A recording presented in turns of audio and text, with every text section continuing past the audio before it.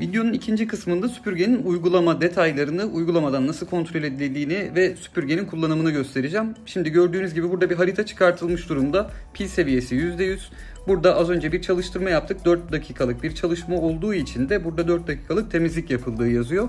Şimdi genel olarak bakacak olursanız şurada harita üzerinde odaları tek tek renklendirilmiş bir şekilde bölmüş durumda. Tabi bunu isterseniz kendiniz de bölebiliyorsunuz. Yani odalar birleşik çıkarsa bunu ayarlar kısmından kendiniz bölebiliyorsunuz. Nasıl yapıldığını da göstereceğim. Burada şarj kısmında tam dolu yazıyor. Eğer istasyonda değilse süpürge dışarıda geziyorken buraya bastığınızda tekrardan şarj istasyonuna dön seçeneği çıkıyor. Temizle butonuna da bastığınızda otomatikman temizliğe başlıyor. Şimdi burada tam yazısı var görüyorsunuz. Bu tamamıyla bütün evi süpürsün diye ayarlanmış. Şimdi harita üzerinde görüyorsunuz süpürge şurada konumlanmış durumda. Burada basit bir temizlik yaptıracağız. O temizliğin de nasıl olduğunu göstereceğim. Bunun öncesinde de şurada oda seçim var. İsterseniz burada bir oda seçip ya da diğer odaları da bu şekilde seçip bölgesel temizlik de yaptırabiliyorsunuz. Özür diliyorum, oda bazlı temizlik yaptırabiliyorsunuz.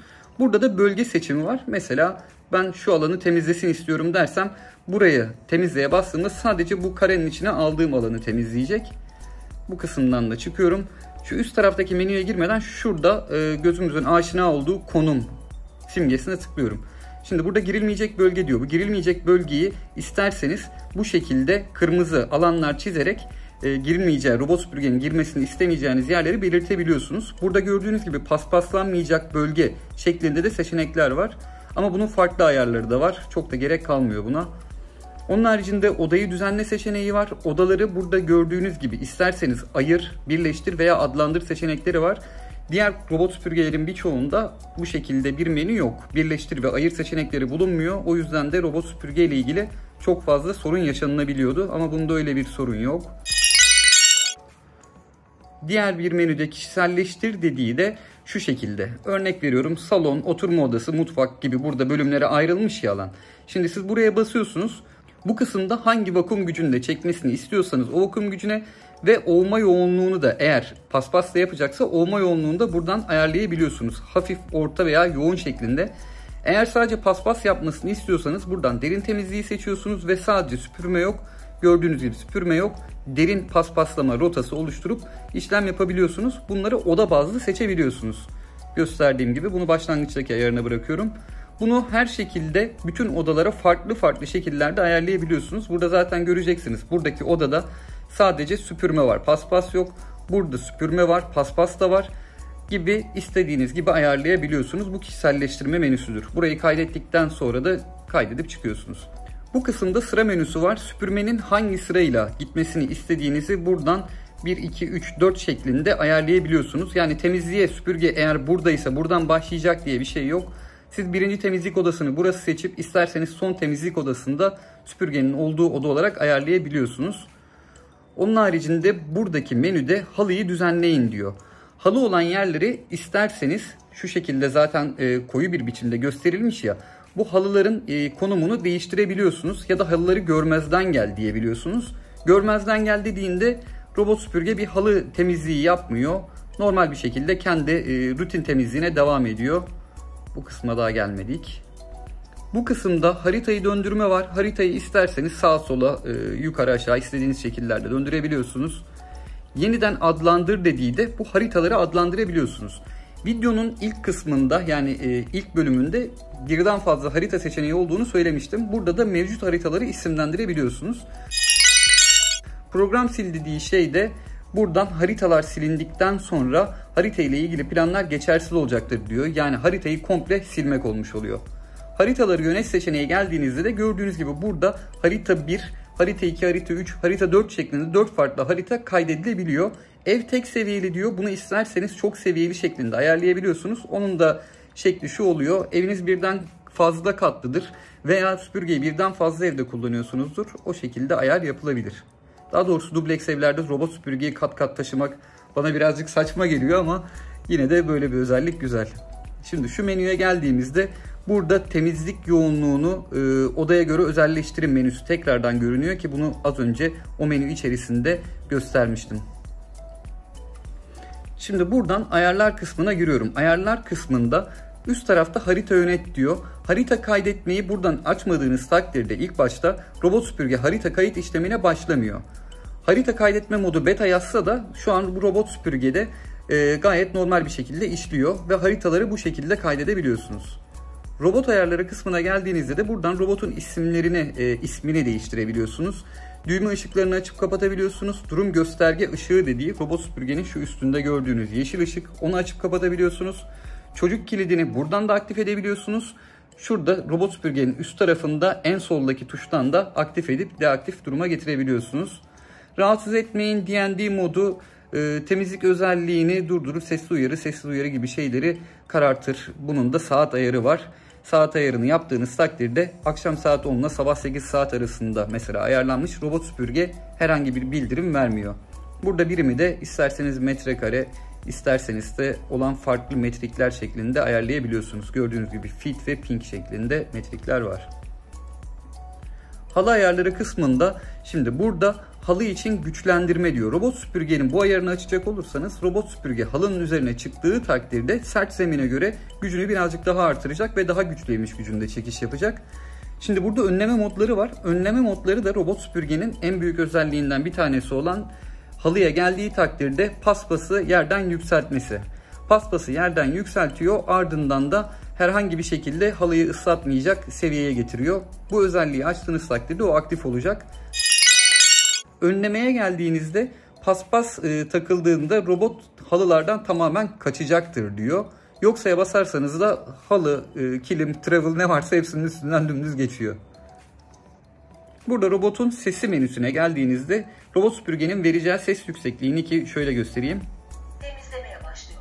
Türkçe konuşuyor gördüğünüz gibi. Buradan ses yüksekliğini ayarlayabiliyorsunuz.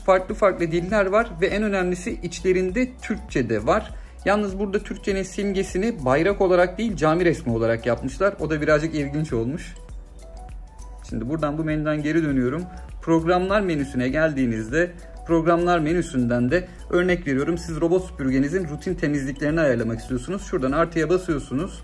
Artıya bastığınızda robot süpürgenin haftanın hangi günleri, hangi saatlerde, hangi güçle temizlik yapmasını istediğinizi planlayıp isterseniz planlı temizliklerde yaptırabiliyorsunuz.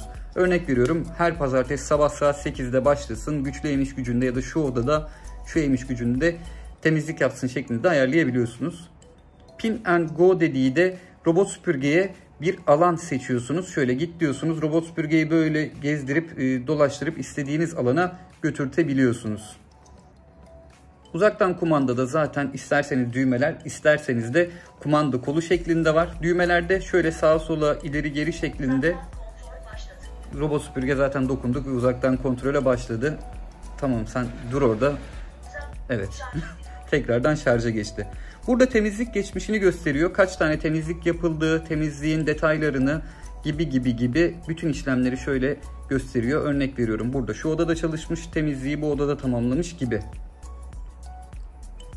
Bakım kısmına da gelecek olursanız robot süpürgenin içerisinde kullanılan parçaların ömürleri yazılmış durumda.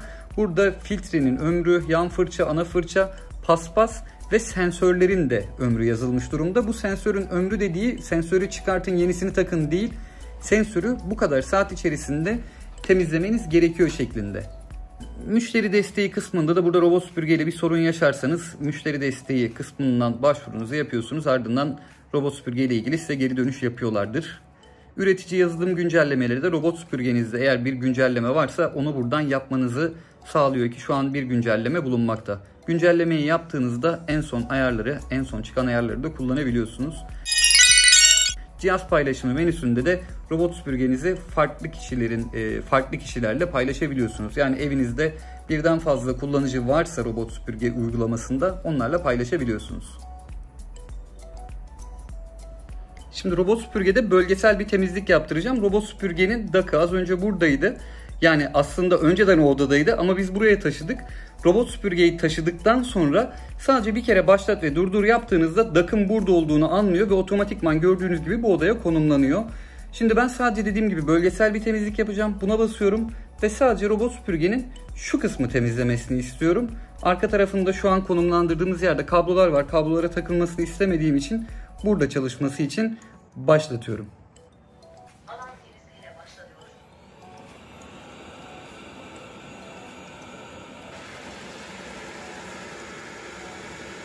Alan temizliği gördüğünüz gibi seçtiğim alan içerisinde sadece temizlik yapacak. Şu an üzerime doğru geliyor. Halının üzerine çıktığı takdirde gördüğünüz gibi sesi yükseldi. Şu an daha yüksek bir emiş gücünde çekiş yapıyor.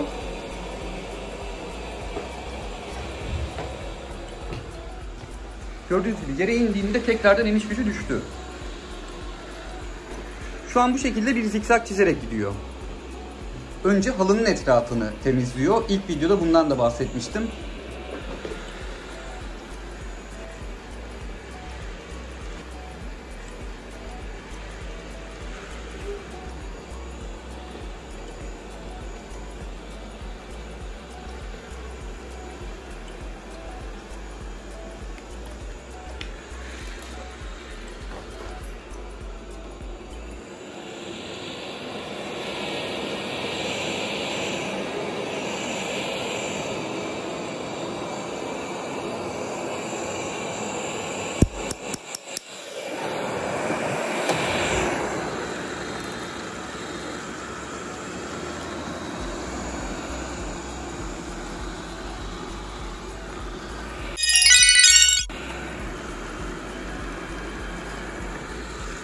Gördüğünüz gibi çok sık çarpmıyor. Yani sadece kamerasının göremediği alanlarda veya lazer navigasyonun o an denk gelmediği alanlara dokunmalar oluyor. Onun haricinde gayet temassız bir biçimde gidiyor.